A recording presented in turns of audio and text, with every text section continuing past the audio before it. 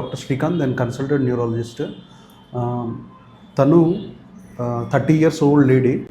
మనకి సెప్టెంబర్ నెలలో లెఫ్ట్ కన్ను పెయిన్ తోటి ప్లస్ చూపు తగ్గిపోయి వచ్చారు. తన మాటలో విందాం తను ఇప్పుడు ఎలా ఉన్నారనేది. ఎలా ఉన్నారమ్మా?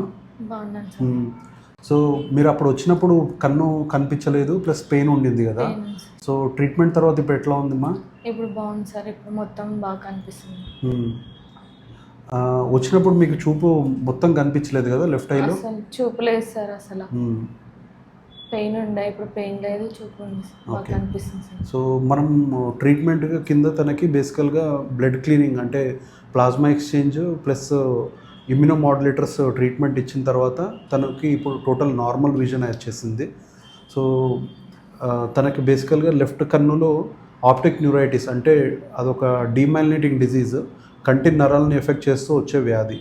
సో ఆడవాళ్ళలో ఎక్కువగా వస్తుంది. సో తను యంగ్ ఫీమేల్ కాబట్టి తనలో మనం ఈ వ్యాధిని చూసాము. ట్రీట్మెంట్తో బాగా రెస్పాండ్ అవుతారు ఈ పేషెంట్స్. నమస్తే.